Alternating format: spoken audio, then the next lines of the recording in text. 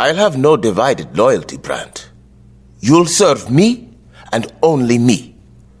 Do you have a problem with that? Everyone I've sworn anything to is dead, except maybe my wife. But I have some questions.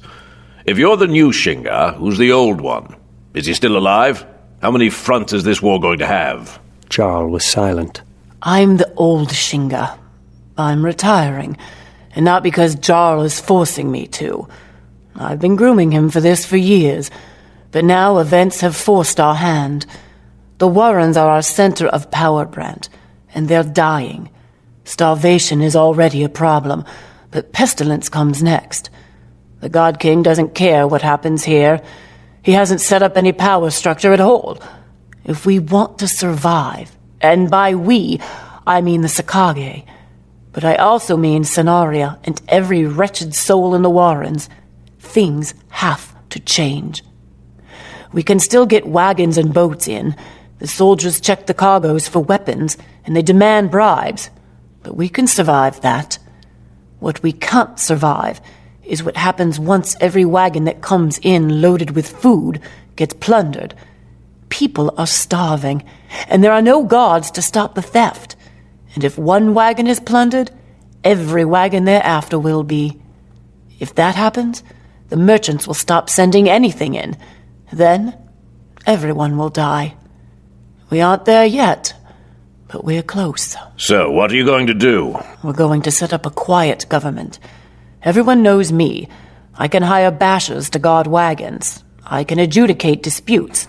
I can direct the building of shelters. That makes you a target. I'm a target no matter what. We've lost some of the Wet Boys, and I don't mean they're dead. The Wet Boys swear a magically binding oath of obedience to the Shinga. The God King has broken that bonding. I've learned that Hugh Gibbet told the God King who I was. Garroth doesn't believe a woman could be the Shinga, so now he's searching for the real one.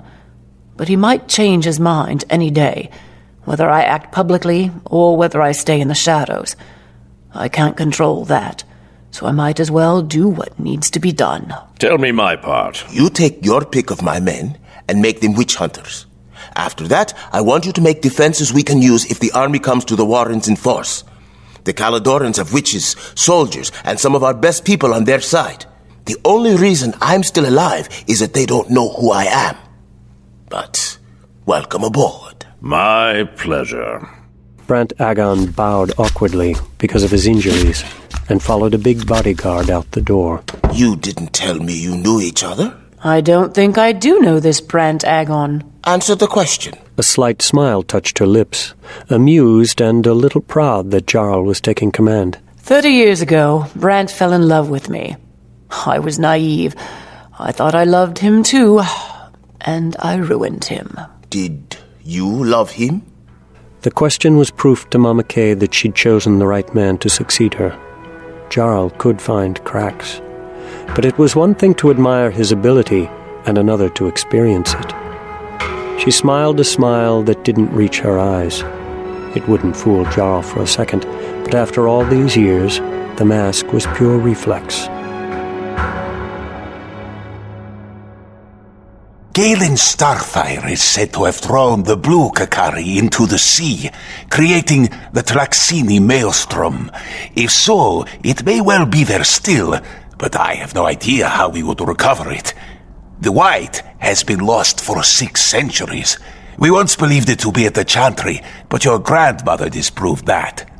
The green was taken to Ladesh by Hrothin Steelbender and lost. I verified that Hrothin arrived in Ladesh some 220 years ago, but could find nothing more. The silver was lost during the 100 Years' War, and could be anywhere from Alitera to Cura, unless Garrick Shadowbane somehow destroyed it. The red was cast into the heart of Ashwin Mountain, which is now Mount Tenji in Cura, by Ferric Fireheart. The brown is rumored to be at the Maker School in Osayin, but I doubt it. Why? I don't think they could resist using it. With the mastery of Earth, those petty makers would become 100 times more skilled in a heartbeat. Something they made would appear sooner or later, and it would be clear that someone was making at the level they did of old. That hasn't happened. Either the men of that school are less ambitious than I believe possible, or it isn't there. The other rumor was that it was bound into Caernarfon's Blue Giant, the castle. I take that to be nothing more than a semi-educated boast. It's not a particularly clever place to hide a Kakari. But we have a solid lead on the red. When Wordmeister Quintus passed through Cura, he said that the explosions of Mount Tenji are at least partly magical. The problem with that, and with the blue, is that, even if we could get at it, there's some doubt about whether even a Kakari would be intact after having been exposed to so much elemental power for so long. You don't give me much, Neff. It's not exactly collecting seashells. A deep insight. And the black? Not so much as a whisper. Not even in the oldest books. If what I viewed was real, and the Ladeshian isn't simply delusional, it's the best kept secret I've ever heard of. That is the point of a secret, isn't it? Fetch our Ladeshian songbird. Oh, and Neff, I'll be needing some dust. Aline wanted him to sell the sword. For the past 10 nights they'd played their parts as if they were wooden puppets, except that once in a while, even puppets got to play different roles. You don't even look at it, Kyla. It just stays in that chest under the bed. Kyla sat on the bed rubbing his temples. He was so tired of this, so tired of everything. Did she really expect him to answer? Of course she did. It was all words and wasted air. Why did women always believe that talking about a problem would fix it? Some issues were corpses. Hot air made them fester and rot and spread their disease to everything else. Better to bury it and move on. Like Durzo. Worm food. It was my master's sword. He gave it to me. Your master gave you a lot of things. Beatings not the least among them. He was an evil man. You don't know anything about Durzo Blint. He was a great man. He died to give me a chance. Fine. Let's talk about what I do know. We're destitute. We lost everything, and we made Aunt Mia and Brian lose a lot too. We have the means to make it right, and they deserve it. It's our fault those hoodlums torched the barn. You mean my fault? If he dealt with Tom Gray in his way, the man would have been too frightened to come within 5 blocks of Aunt Mia's. Kyler knew the music of the streets. He spoke the language of meat, played the subtle chords of intimidation, sang fear into the hearts of men. He knew and loved that music. But the notes of the songs Durzo taught weren't syllogisms. There was no thesis, counterpointed with antithesis, harmonized into synthesis. It wasn't that kind of music. The music of logic was too patrician for the streets, too subtle, the nuances all wrong. The Wet Boy's leitmotif, whenever he played, was suffering, because everyone understands pain. It was brutal, but not without nuances. Without betraying his talent, Kyler could have dealt with all 6 street toughs and Tom Gray. The young men would have left with bruises and astonishment. Tom, Kyler would have hurt. How much would have been Tom's choice, but even if she had let him, could he have shown Aline that? What if she had seen his joy? He looked at her face, and she was so beautiful. He found himself blinking back tears. What the hell was that about? Why don't we skip all the horse shit, where I say the sword is priceless, and you say that means we'd have enough to start our shop, and I say I just can't do it, but I can't explain why, so you say that I really do want to be a wet boy, and you're just holding me back, and then you start crying. So why don't you just start crying? And then I'll hold you, and then we'll kiss for an hour, and then you'll stop me from going further, and then you'll fall asleep easily while I lie awake with my balls aching. Can we hop right to the kissing part? Because the only part of our whole fucking lives that I enjoy is when I think you're enjoying yourself as much as I am, and I think tonight maybe we'll finally fuck. What do you say? Aline just took it. He could see her eyes welling, but she didn't cry. I say I love you, Kyla. I believe in you. I'm with you no matter what. I love you. Do you hear me? I love you. I can't understand why you won't sell the sword. But I can accept it. All right? I won't bring it up again. So now he was really the bastard. He was sitting on a fortune instead of using it to support his wife and his daughter and pay back people who'd suffered for him. But she was going to accept him. She doesn't know me. She thinks she knows me, but she doesn't. She accepted me thinking Kyla was just an older, slightly dirtied version of Azov. I'm not dirty. I am filth. I kill people because I like it. Come to bed, honey. Aline was undressing, and the swell of her breasts through her shift and the curves of her hips and her long legs roused the same fire in him it always did. Her skin glowed in the candlelight, and his eyes fixed on the point of one nipple as she blew out the candle. He was already in his undergarments, and he wanted her. He wanted her so fiercely it shook him. He lay down, but he didn't touch her. The Kakari had cursed him with perfect vision despite any darkness. Cursed because he could still see her. He could see the pain on her face. His lust was a chain, and he felt a slave to it, and it disgusted him.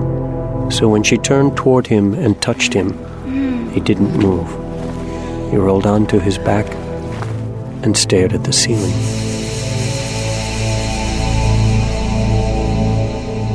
Well, I shouldn't be here.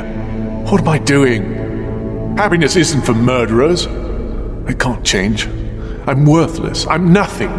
An herbalist without herbs. A father who's not a father. A husband who's not a husband. A killer who doesn't kill. That sword is me. That's why I can't get rid of it. It's what I am. A sheathed sword worth a fortune sitting in the bottom of a trunk. Worse than useless. A waste. Kyler sat up in the bed, then stood. He reached underneath the bed and pulled out the narrow chest. Honey? Kyler dressed in moments. Blint had made him practice even this. Strapping knives to his arms and legs, securing a set of picks to a wrist and a folding grapnel to the small of his back, adjusting the gray folds of cloth so they dampen all sound, strapping retribution to his back, and pulling on a black silk mask. Honey, what are you doing? He didn't go out the door and walk down the stairs. No, not tonight. Instead, he opened the window. The air smelled good, free. He held the great breath in his lungs as if he could trap that freedom within him. Just what I always do, love. I'm fucking it up. With a surge of his talent, he leapt out into the night.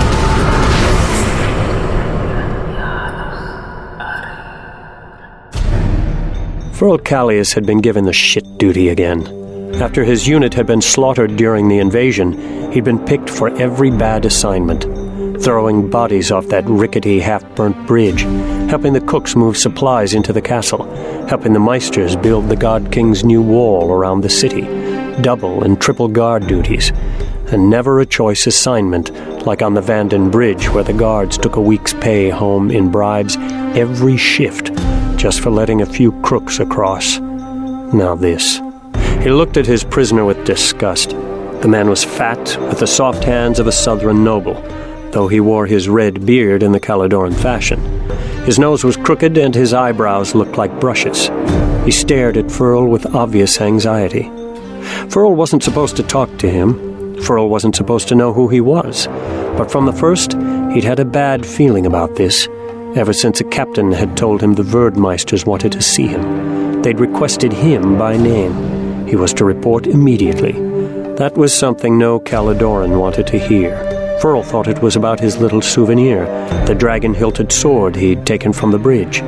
But that hadn't been why they'd wanted him, though he'd nearly wet himself when he saw he was speaking with the Lodrakari Verdmeister Nef Dada himself. No Verdmeister was normal, but Nef was spooky even for a Verdmeister. Furl had stared at the 12 knotted cords representing the Shuras Nef had mastered for the entire time Nef spoke. It was too scary to look at his face. Nef had given Furl and Furl alone this assignment. He was forbidden to speak about it with other soldiers, forbidden to even associate with them for the duration of the assignment. He and the noble were confined to some tradesman's house on the east side.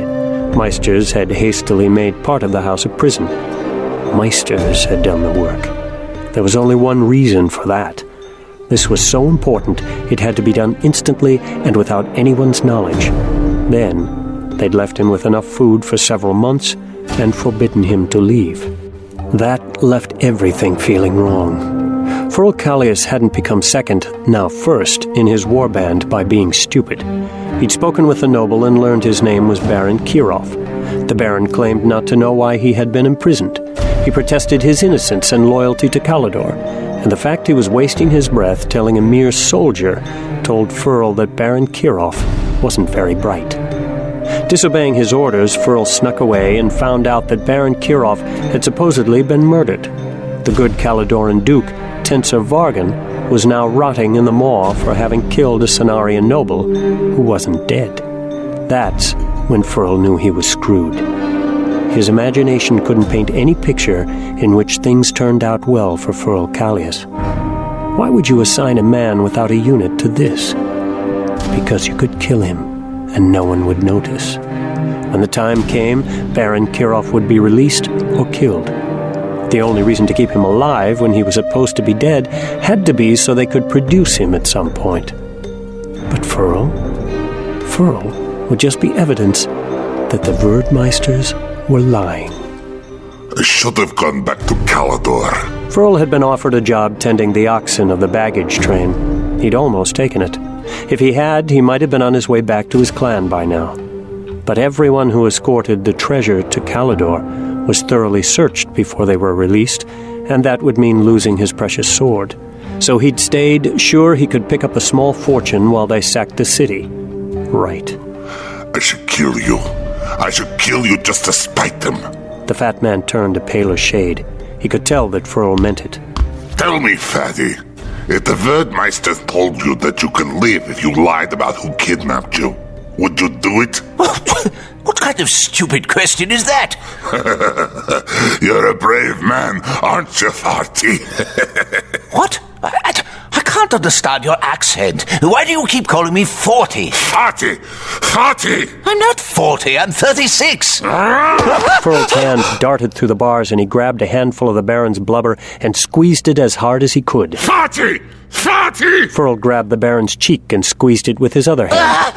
The man flailed, trying to knock Furl's hands away, but he was too weak. Farty! Furl released him. The Baron dropped back in his cell onto his bed and rubbed his cheek and his love handle, his eyes misty with tears. Fatty? Furl was lucky he didn't have a spear on hand. Get your fart ass moving! We're leaving!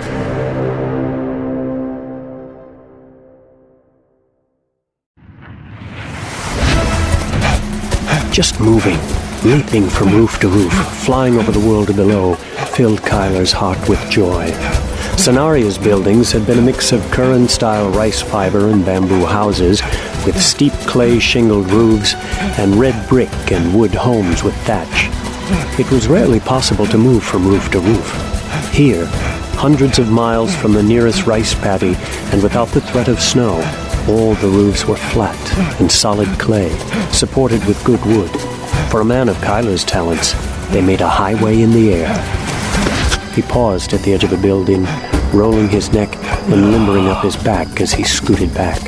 The gap to the warehouse roof was a good 20 feet wide.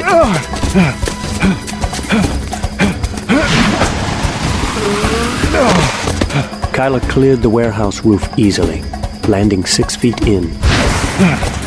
He hurtled straight at a wall where the part of the roof rose to a smaller third story. It was too high for him to jump and grab the edge. Instead, he ran up the wall as far as he could and then vaulted off it. He reached for the roof beams that extended out of the building, but he missed. His fingers were half a foot below the bottom of the beam.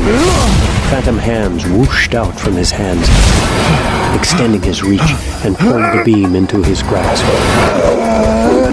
Kyler flipped up and landed on the top of the 3-inch wide beam. He wobbled for a moment, then steadied himself and stepped onto the roof. It had only taken him 3 tries. Not bad. Not bad at all. Next time, he'd try it while invisible. He was beginning to understand what his master had told him once about how much he would have to learn once he could use his talent. Just shifting from using his talent to leap to using it to extend the phantom hands was almost more than he could manage. Doing that while invisible and running full speed, well, he had nothing but time to train, did he? For what? Time to train for what? The thought soured the night air blowing off in the rivers. The freedom he'd felt blew away like a fog. He was training for nothing. He was training because he couldn't stand to lie next to Aline with his thoughts and emotions and lust warring in him. He alternated between wanting to tear her clothes off and take her roughly and wanting to shake her and scream at her. He feared the intensity of those emotions, feared how they overlapped. That wasn't making love. That he even thought of it made him sick. He leapt across another huge gap. As he slid past a small gang waiting to ambush whatever drunk might stumble down their alley, Kyla was fully alive. He didn't even need his powers. He was just there, every sense attuned, every fiber of his being poised to act. If one of the hoodlums discovered him, he'd have to use his powers. Flee, attack, jump, duck, hide, something. As he slid past a hood holding a knife in one hand and a wineskin in the other, he could smell the man. Hey! Shut up! We'll never get anyone if you idiots keep talking! The hood's eyes passed straight over Kyler. Kyler had to keep himself from gasping aloud. There was something in the man's eyes. Something dark. It itched at something in the back of Kyler's mind. Down the alley, a man stumbled out of an inn. He braced himself against a wall and then turned to walk toward the ambush. What am I doing? I'm mad. I'll have to get out of here. He had to go. Now, if they started beating the drunk, he didn't know what he'd do. Or maybe he knew exactly what he'd do, and he couldn't do that. The Kakari oozed out of his pores like a sheen of iridescent black oil. It covered his skin and his clothes in an instant, covered him, shimmered for the briefest instant, and disappeared. One of the hoodlums on the other side of the alley frowned and opened his mouth, but changed his mind and shook his head, sure that he'd imagined whatever it was he thought he saw. Kyler leapt 5 feet in the air and grabbed the edge of the roof. He pulled himself up and started running away.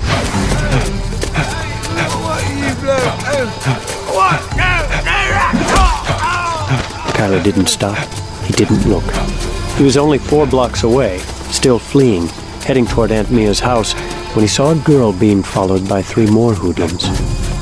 What the hell was she doing out this late? Anyone in this part of town had to know how stupid it was for a girl, a pretty golden-haired girl, of course, to travel alone. That was none of his business. Golden Hair looked over her shoulder and Kyla could see her tear-streaked face. Wonderful.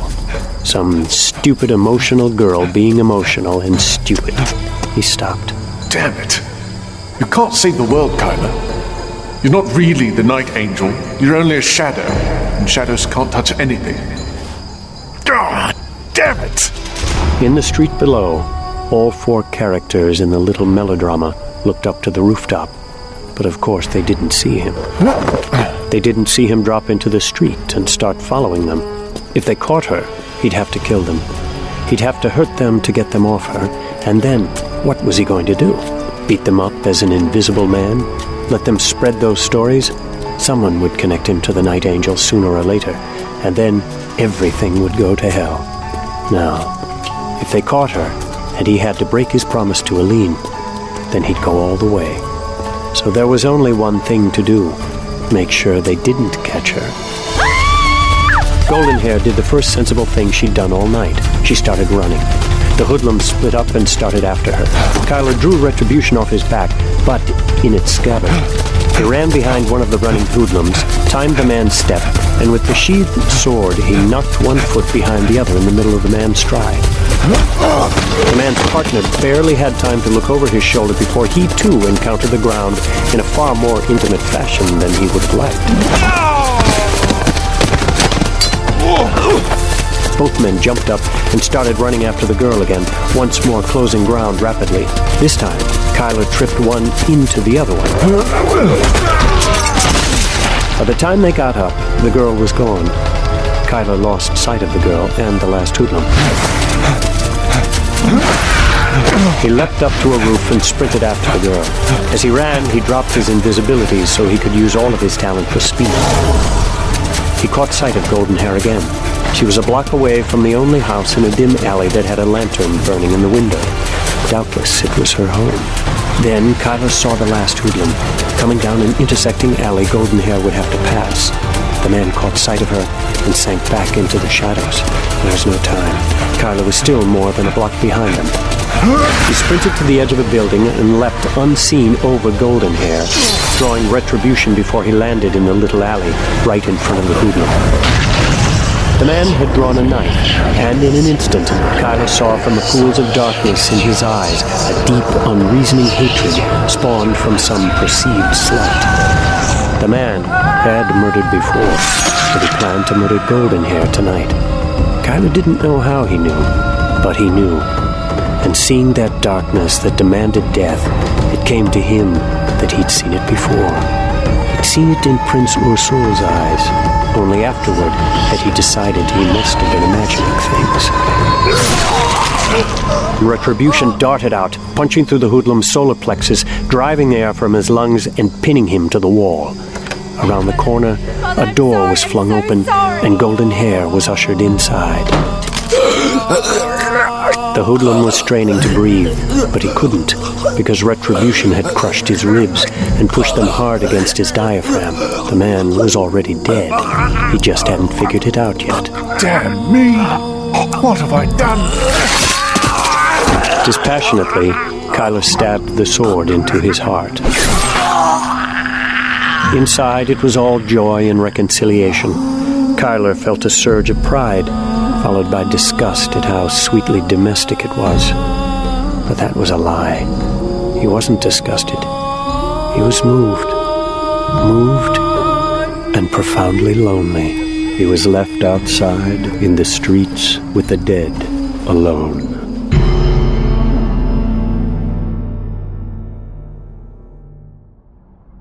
Why would anyone destroy a Kakari, Neff? The God King was pacing in one of his staterooms. The Southrons are frequently illogical, Your Holiness. But surely these heroes who supposedly destroyed the Kakari, Garrick Shadowbane, Galen Starfire, Ferric Fireheart, surely they must have been witchborn. Not trained as meisters, of course, but talented. Such warriors could have bonded to the Kakari themselves. And they didn't. We're saying that at least 3 warriors chose to destroy artifacts that could have made them 10 times more powerful than they were already. Great men are not so selfless. Your Holiness, you're attempting to duplicate the thought processes of a people who embrace the virtues of weakness. These are people who tout compassion over justice, mercy over strength. Theirs is a diseased philosophy, a species of madness. Of course they do the inexplicable. Look at how eagerly Tara Grayson rushes to her doom. Tara Grayson is a fool, but not all the Southrons are. If they were, my forefathers would have overrun them centuries ago. Oh, surely they would have, if not for the incursions from the Freeze. Gareth dismissed that. The average Meister had always been stronger than the average mage, often had more companions in his craft, and he and his fellows weren't split into bickering schools spread halfway across Midkiru. The Caladoran armies were as good as most and better than many. Despite those advantages, the God King's ambitions had been foiled time and again. I feel opposed. Opposed, Your Holiness? Maybe these Southrons really believe what they claim about mercy and protecting the weak, though our experience here tells me that they don't. But the call of the power is not easily ignored, Neff. Perhaps one saint of their fates might destroy a Kakari that he could use, but how could all 6 Kakari disappear and stay hidden for so long? You're talking generations of saints, each new guardian as virtuous as the one before. It doesn't make sense. One of them would fail. The Kakari have surfaced from time to time. Yes, but ever more rarely as the centuries have passed. The last time was 50 years ago. Someone has been trying to destroy or at least hide the Kakari. That's the only thing that makes sense. So, someone out there has been squirreling away Kakari for 7 centuries? Of course not someone, but some group. I find a small conspiracy much easier to swallow than a conspiracy of every Southron saint who's ever lived. Think about their very names. Shadowbane, Fireheart, Starfire. Those aren't surnames, they're assumed names. If I'm right, it may be that Garrick Shadowbane, Ferric Fireheart, and Galen Starfire were the champions of this group. Their avatars, as it were. And their avatar today? Now has a name. This morning, my Ledesian bard sang. The man who walked these halls with the Kakari, who killed my son, was either the legendary Durzoblint or his apprentice Kyla Stern. Durzoblint is dead. So if Kyla Stern is this avatar, it would explain why those heroes were willing to destroy a Kakari. Because they couldn't use another. Because they'd already bonded one. They were the bearers of the Black Kakari. Your Holiness, is it not possible that rather than destroy those Kakari, they kept them? It's possible. And Kyla might not be allied with them at all. In which case, they might be trying to add the Black to their collection. We can't know that. We can't know anything until we get Kyla Stern. My songbird will make the perfect assassin. In the meantime, Neff, contact every Meister and agent we have in the Southlands and tell them to keep an eye out. I don't care if it costs me this entire kingdom. Get me Kyla Stern. Alive, dead, whichever. Just bring me that damned Kakari. The first weeks in Hell's asshole had been the darkest, before Logan had become a monster. He'd made his bargains with the devil and with his own body. He'd eaten the meat that came to him that awful day, and when Finn had killed Scab, Logan had eaten flesh again. Logan had to kill Long Tom for that meat, and that killing had made him a monster. Being a monster made him safe, but he wasn't content to be safe.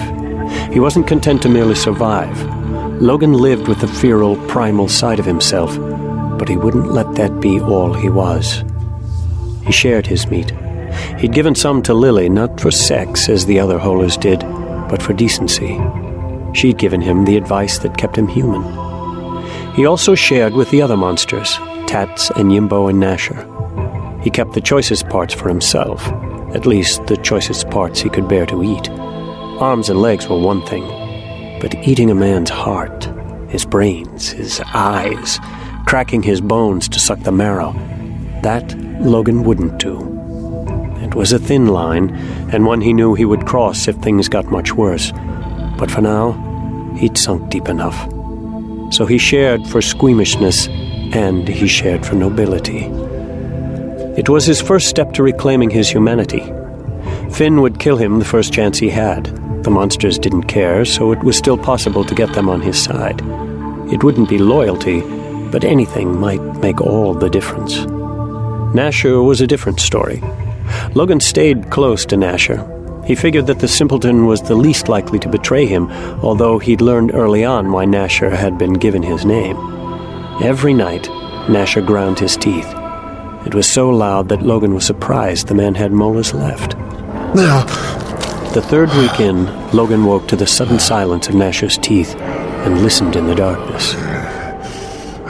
Nasher was listening, and his ears must have been better than Logan's, because a moment later, Logan heard footsteps. 2 Caladoran guards appeared above their grate and looked down with distaste. The first was the one they hated. He opened the grate as he always did and tossed their bread down the hole as he always did. It didn't matter that they knew he was going to do it. The monsters and the animals alike, even Logan, got up and stood around the hole, hoping to get lucky with a bad throw. It only happened once or twice, but that was enough to keep their hope alive. Hey, watch this. He tore open the last loaf and pissed all over it, soaking it in urine. Then he tossed it in.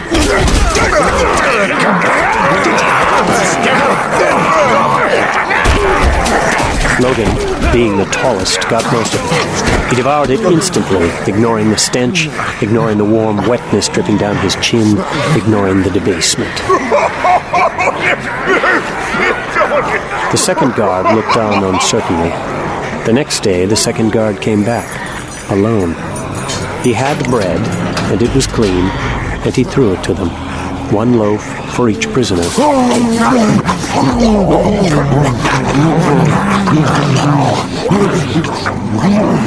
The man didn't look any of them in the eye. I'll bring bread with me whenever I'm not on shift with Gorky. That gave them all strength and hope and a name for the man they hated above all others. Slowly, society returned. That first night, everyone had been so overwhelmed just to have bread that they hadn't even tried to steal loaves from each other. As they gained strength, they did fight. Within a few days, the mute Yimbo tangled with Finn and got killed.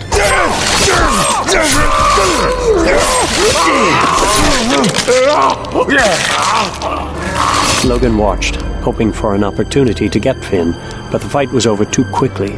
Finn's knife was too much of an advantage. When the bread came, Logan made sure he got more than most, not only for the status, but to stay strong. He'd already lost every ounce of fat he'd ever had, and now he was losing his muscle. He was all sinews and lean, hard muscles, but he was still big, and he needed his strength. Still, he shared what he could with Lily and Nasher and Tats. More than 2 months in, he made a breakthrough.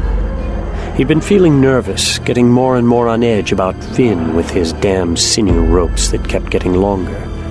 Logan slept and woke to the sound of the demons that he now sometimes imagined made the howling noise. It wasn't wind, he was sure of that.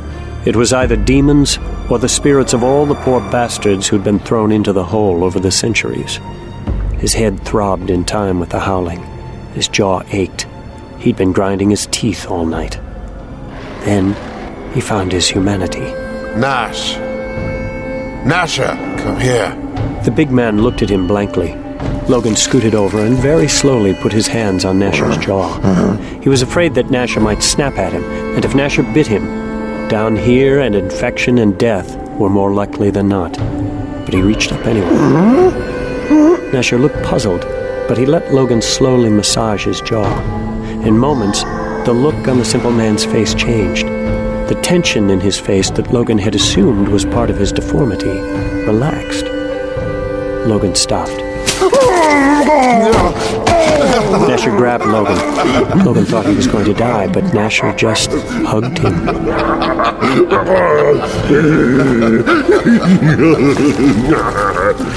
When Nasher released him, Logan knew he had a friend for life, no matter this whole life was nasty, brutish, and short. He would have wept, but he had no capacity for tears.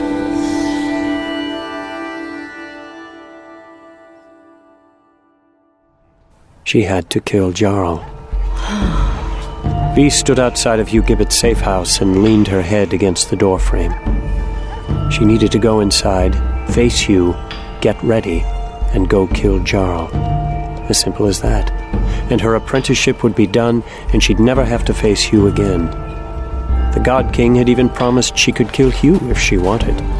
During the year V had spent learning the trade at Mama Kay's, Jarl had been her only friend. He had gone out of his way to help, especially in her first weeks when she'd been such a disaster. Because of his handsome, exotic Ladeshian features, quick tongue, intelligence, and warmth, everyone had liked Jarl, and not just the men and women who lined up for his services. Lined up only figuratively, of course. Mama Kay would never tolerate anything so crass as a queue in the Blue Boar. But V had always felt a kind of special bond between them. V stopped thinking. She had a job to do. She checked the door again for traps. There were none. You got careless when he had company. She opened the door slowly, standing to one side and holding her open hands in the gap. Sometimes, when Hugh was blasted on mushrooms, he attacked first and didn't ask questions. When no attack came, V walked in. Hugh sat bare-chested in the corner of the cluttered front room in a rocking chair, but the chair was still and his eyes were closed. He wasn't sleeping, though. V was intimately attuned to her master's every nuance. She knew how he breathed when he really slept. He held crochet hooks in his hands and a tiny, nearly completed white wool cap. A baby's bonnet this time. The sick fuck. Pretending to believe he was asleep, V glanced in the bedroom. 2 women were lying in the bed. V ignored them and started gathering her gear. Finding Jarl would be no problem. She had only to put out word that she wanted to meet with him, and he'd welcome her. His guards would make sure she had no weapons, but after a time, alone with him, they'd relax, or Jarl would dismiss the guards and she could kill him with her bare hands. The problem was how not to kill Jarl. She wasn't going to do it. Fuck the God King. But the only way the God King would excuse her disobedience in this was if she could do something else that pleased him even more. V unlocked a wide cabinet and slid a drawer out. It held her collection of wigs, the best money could buy. V had become an expert at taking care of them, styling them, putting them on, and affixing them firmly enough for the rigors of her trade at a moment's notice. There was something comforting about the tug on her scalp of a firm ponytail, sometimes drawn so tight under her wig that it gave her a headache. At Mama Kay's, V had been introduced to a talented courtesan who told V she could teach her to change the color or style of her own hair with the talent. But V wasn't interested. She might share her body, or Hugh might take her body, but her hair was her own, and it was precious to her. She didn't even like men to touch the wigs, but she could tolerate it. When she whored, she wore a wig for the slight margin of disguise it gave her. Flaming redheads weren't that common outside of Kara. When she was working as a wet boy, she wore her hair in that same tight ponytail. It was sensible, controlled, and efficient, just like her. The only time her hair hung loose was in the few minutes before bedtime, and then only when she was alone and safe. After selecting a fine, straight, chin-length black wig and a long, wavy brunette, V grabbed the cream she needed to dye her eyebrows and makeup to darken her complexion, then packed her weapons. She was tying her saddlebags closed when a hand grabbed her breast and squeezed viciously. Hugh pressed his body against her back. Hello, gorgeous. Where have you been? Working, remember? Hugh wrapped himself around her, and the revulsion and hatred warred for one moment with the familiar passivity before losing. You're not wearing that perfume I like. I've been working for the God King. Oh, I've been having a little party, celebrating. I got a countess and a... Oh, damn, I can't remember. But the other one's a wildcat. Want to join us? What are you celebrating? Durzo! Hugh released V abruptly and danced in a little circle, grabbing another mushroom off a table and popping it in his mouth. Durzo Blint is dead. Really? I heard that rumor, but you're sure? Hugh had always hated Durzo Blint. The two were mentioned in the same breath as the city's best wet boys, but usually Durzo's name came first. Hugh had killed men for saying that, but he'd never gone after Durzo.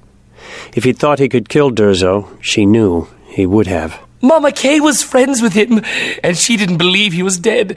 So she took some men to where he was buried, and sure enough, dead.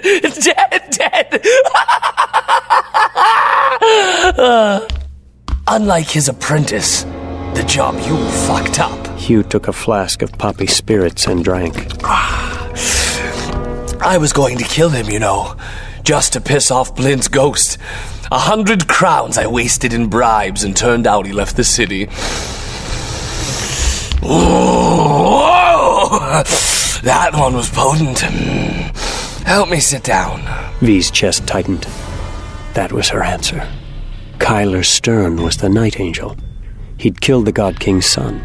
Killing Kyler was the only thing that might please the God King enough for him to forgive her for not killing Jarl.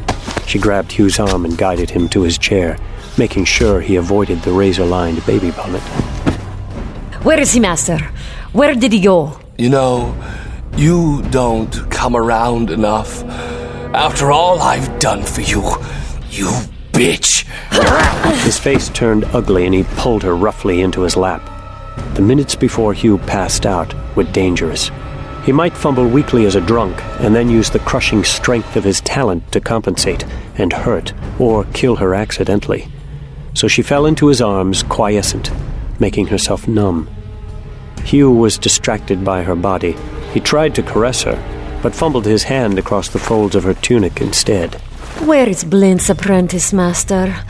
Where did he go? He moved to Caernarvon, gave up the way of shadows. Who's the best now, huh? Oh, you're the best. You've always been the best. Viridiana. She froze. He never called her by her full name. She turned warily, wondering if the mushrooms had been harmless, the poppy wine just water. It wouldn't be the first time he'd pretended intoxication to test her loyalty. But Hugh's eyes were half-lidded, his figure totally relaxed in his chair. I love you. These bitches got nothing. These suddenly wanted to bathe. She grabbed her saddlebags and her sword, then stopped. Hugh was unconscious. She was sure of it. She could draw her blade and bury it in his heart in less than a second. He deserved it 100 times over. He deserved 100 times worse. She took the hilt in her hand and drew the blade slowly. She turned and looked at her master, thinking of 1,000 humiliations he'd inflicted on her, 1,000 defilements until he'd broken her. It was hard to breathe. Fee turned on her heel, sheathed the sword, and flung the saddlebags over her shoulder. She got as far as the door, then paused. She walked back to the bedroom. The women were awake now, one blasted with a glassy-eyed stare, the other one buck-toothed and busty. Hugh gets bored. I give you a coin flip chance of living through every day you spend with him. If you want to leave, he's asleep now. You're just jealous. You want him for yourself. Your funeral.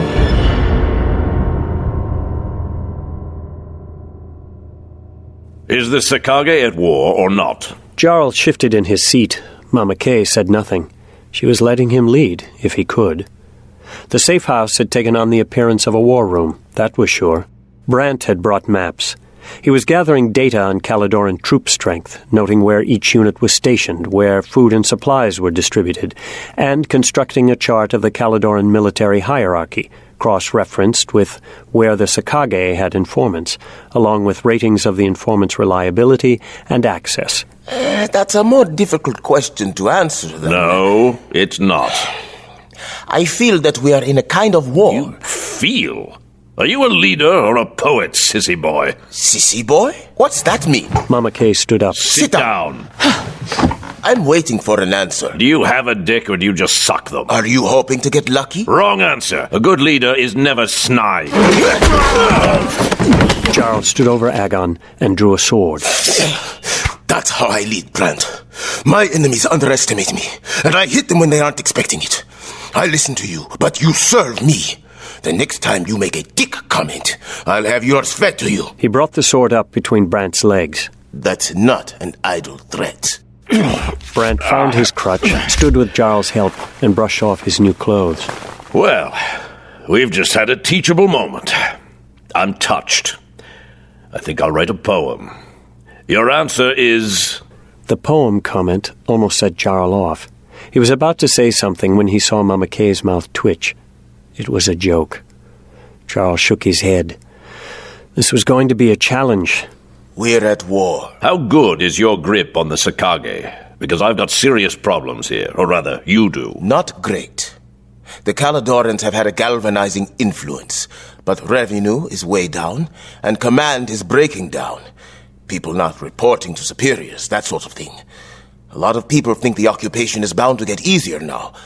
They want business as usual. Sounds smart of them. What's your master plan to oppose them? I had planned to see what they did. I wanted to learn more about them, and then oppose them however I needed to. Does it strike you as a good idea to let your enemy launch fully formed stratagems on you, and then be forced to react from a position of weakness? That's more a rhetorical bludgeon than a question, General. Thank you. What do you propose? Gwynvere ruled the Sakage in total secrecy, with puppet Shingas, right? Jarl nodded. So, who's been the puppet Shinga since Kalidor invaded? I haven't exactly installed one. Not exactly. Brand, a little gentler. Look at it from the street, Jarl. For more than a month, they've had no leader. Not just a bad leader, none. Gwynvere's little government has been helping everyone, and so far it's going well. But your Sakage thugs, people, have been in the same boat as everyone else. So why keep paying dues? Gwynvere was able to be a shadow Shinga because there was never a threat like this. This is a war. You need an army. Armies need a leader. You need to be that leader. You can't do that from the shadows. If I announce who I am, they'll kill me. They'll try, and they'll succeed unless you can collect a core of competent people who are absolutely loyal to you. People willing to kill and to die for you. These aren't soldiers from good families who've been brought up on loyalty and duty and courage. We're talking about thieves and prostitutes and pickpockets. People who only think about themselves and their own survival. And that's what they'll say, unless you see what they may be and make them see it. When I was a general, my best soldiers came from the Warrens. They became the best because they had everything to gain. So what exactly do you propose? I propose you work yourself out of a job. Give your crooks a dream of a better life, a better way for their children, and a chance to see themselves as heroes, and you'll have yourself an army. He paused to let it sink in, and soon Jarl's heart was pounding, his mind racing. It was audacious. It was big. It was a chance to use power for more than just keeping power. He could see the outlines of a plan starting to fit together. His mind was already tapping what people he would place in which positions. Fragments of speeches were glomming together. Oh, it was seductive. Brant wasn't just telling Jarl to give the crooks a dream. Brant was giving Jarl a dream. He could be a different type of Shinga. He could be noble, revered. If he were successful, he could probably even become legitimate, be given real titles by whichever noble family he put back in power. Gods, it was seductive. But it meant revealing himself, committing himself. Right now, he was a secret. Everyone thought he was just a retired rent boy. Less than a dozen people knew he was the Shinga. If he wanted to, he could just stop communicating with them. If he didn't try, he couldn't fail. Jarl, just because it's a dream doesn't mean it's a lie. Jarl looked from one to the other of them, wondering how deeply they read him. Mama Kay probably read him to the core. It was scary. He should have suspected something just by her silence, but he couldn't be angry with her. She'd had more patience with him than he deserved. Work myself out of a job. Aline had said she couldn't imagine Sonaria without the Sakage polluting everything. But Jarl could. It would be a city where birth on the west side didn't mean hopelessness, exploitation, time in the guilds, poverty, and death. He'd been lucky to get a job working for Mama Kay. The Warrens offered almost no honest jobs, certainly not for orphans. The Sakage was fed directly from a self-renewing underclass of whores and thieves who abandoned their children as they themselves had been abandoned before.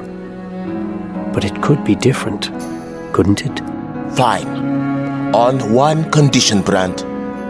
If they kill me, whichever they it happens to be, I want you to write a poem for my funeral.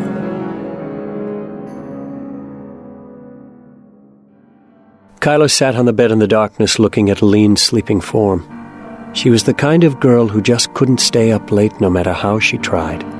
The sight of her filled him with such tenderness and wretchedness he could hardly bear up. Since she'd promised not to ask him to sell retribution, she'd been true to her word. No surprise there. But she hadn't even hinted. He loved her.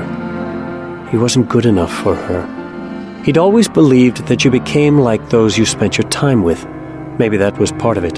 He loved all the things about her that he wasn't. Openness, purity, compassion.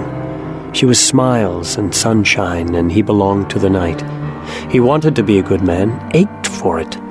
But maybe some people were just born better than others. After that first night, he'd sworn to himself that he wouldn't kill again. He would go out and train, but he wouldn't kill. So he trained for nothing and honed abilities he'd sworn not to use. Training was a pale imitation of battle, but he would be satisfied with it. His resolution held for 6 days. Then he was down at the docks and found a pirate savagely beating a cabin boy. Kyler had only intended to separate them, but the pirate's eyes demanded death. Retribution delivered it. On the 7th night, he'd been practicing simply hiding outside a midtown tavern, trying to avoid places that were likely to bring him across pimps or thieves or rapists or murderers. A man had passed by who ran a circle of child pickpockets, a tyrant who kept the children in line through sheer brutality. Retribution found the man's heart before Kyler could stop himself. On the 8th night, he'd been in the nobles district, hoping to find less violence there when he heard a nobleman beating his mistress. The night angel came in invisibly and broke the man's arms. Kyler held Retribution in his lap, looking at Aline. Every day, he promised himself he wouldn't kill. Not ever again. And he hadn't killed for 6 nights. But part of him knew that was because he'd been lucky. The worst part of it was that he didn't feel guilty for the murders. He'd felt awful every time he killed for Durzo. These skills did nothing. He felt guilty only for lying. Maybe he was becoming a Hugh Gibbet. Maybe he needed killing now. Maybe he was becoming a monster. Each day he worked with Aunt Mia. Durzo had rarely praised Kyler, so he'd never realized how much he had learned from the old wet boy. But as Kyler spent hours with Aunt Mia cataloging her herbs, repackaging some of them so they would keep longer, throwing out those that had lost their potency, labeling the rest with dates and notes on their origins, he began to see how much he did know. He was nowhere near Durzo's level of proficiency, but the man had had a few centuries on him. He had to be careful, though. Aunt Mia used many herbs medicinally that he had used for poison. She had once set aside the roots of a silver leaf, saying they were too dangerous and that she could only use the leaves. Without thinking, he'd drawn up a chart of the lethal doses of the plant's leaves, roots, and seeds by their various preparations, whether in a tincture, a powder, a paste, or a tea, cross-referenced by body weight, sex, and age of the... he almost wrote of the deader, and only changed it to patient at the last second. When he looked up, Aunt Mia was staring at him. I've never seen such a detailed chart. This is very impressive, Kyler. He tried to be more careful after that, but they consistently ran into the same problems. Over his career, Durzo had experimented thousands of times with all kinds of herbs. When he'd had a debtor that he could kill without a deadline, he'd tried 5 or 6 different herbs. Kyler was beginning to appreciate that Durzo had probably known more about herbs than anyone alive, though he had usually been hired to kill healthy people, so sometimes what Kyler knew was useless. One day, a man came to Aunt Mia's shop desperate for help. His master was dying and 4 other physicers had been unable to help him. Aunt Mia sometimes did more than midwifing, so the servant had come to her as a last resort. But Aunt Mia had been gone. Kyler had felt too awkward to go to the sick man's house, but after quizzing the servant, he'd made a potion. He heard later that the man recovered. It was strangely warming. He'd saved a life. Just like that. Still, he felt guilty living on Aunt Mia's charity. He'd spent several weeks putting her shop in order because, despite her gift for working with people, her organization skills were abominable. But he hadn't done anything valuable for her. He wasn't making her any money. Aline had gotten a job as a maid, but the pay was barely enough to cover their food. Brian was getting more and more surly, muttering about freeloaders, and Kyler couldn't blame him. Kyler brushed his fingertips over Retribution. Every time he strapped the blade on, he acted as judge and executioner. The blade had become the emblem of his oath-breaking. Not tonight. Kyler put it back in its box and, gathering his talent, leapt out the window. He crossed the roofs to find Goldenhair's house and put everything else out of his mind. He had to worry all day long. He wasn't going to ruin his nights, too. The whole family was there, asleep in their little one-room shack. Kyler turned to go, but something stopped him. The girl and her father were asleep. The mother's lips were moving. At first, Kyler thought she was dreaming, but then her eyes opened and she got out of bed. She didn't light any candles. She briefly looked out the narrow window where Kyler stood invisible. She looked afraid, so much so that he double-checked his invisibility. But her eyes weren't fixed on him. He looked behind himself, but there was nobody in the street. Goldenhair's mother shivered and knelt by the bed. Praying? Son of a bitch. Kyler was at once embarrassed and angry to witness something so personal. He wasn't sure why. He cursed silently and turned to go. 3 armed men were coming down the street. Kyler recognized 2 of them as the guys who'd chased Goldenhair the other night. She's a witch, I'm telling you! It's true, Shinga, I swear! Oh, you're joking. Caernarvon Shinga himself was checking out some thug's story about a witch? A witch? As if a witch would have tripped the men rather than killing them. Kyler looked back inside. The woman had woken her husband and both were praying now. It was odd, because from their bed, there was no way they could have seen the Sakage thugs. Maybe the woman had some talent. Praying for protection? Kyler sneered, and the small, mean part of him wanted to leave. Let their god solve his own problems.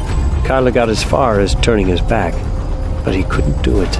Baruch, what do we do? Ow! Yeah, sorry! I meant Shinga Sniggle. What do we do? We kill them. Lovely. They were only 20 paces away. What if she uses witchery again, Shinga? I ain't afraid of that shit.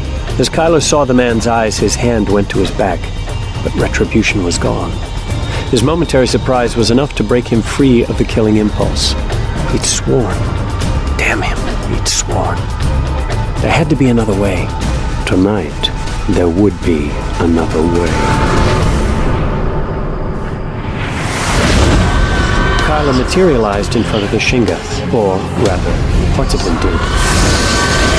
He let some light shine through the Kakari that covered him so that he appeared with a smoky translucence. The curve of an oily, iridescent black bicep shimmered in and out of visibility. Then the curve of broad shoulders, the V of his torso, the lines of his chest muscles. All of them exaggerated so they seemed larger than they were. They faded in and out of sight like a ghost. And then Kyler topped it with his masterstroke. The Kakari became solid over his eyes, making them gleam like metallic black jewels in midair. Then, the rest of his face appeared, covered in a mask of black, shimmering metal molded to his skin. It was menacing. It was more than menacing. It was the very face of judgment, of retribution made flesh. And at what Kyler saw within the Shinga's eyes, hatred, envy, greed, murder, betrayal, the mask became fierce. This family is under my protection. He brought his left hand up and flexed it. The Kakari slid out into a long, smoking punch dagger. Low blue fire sprang up in his eyes. The Shinga shook, petrified, his mouth slack.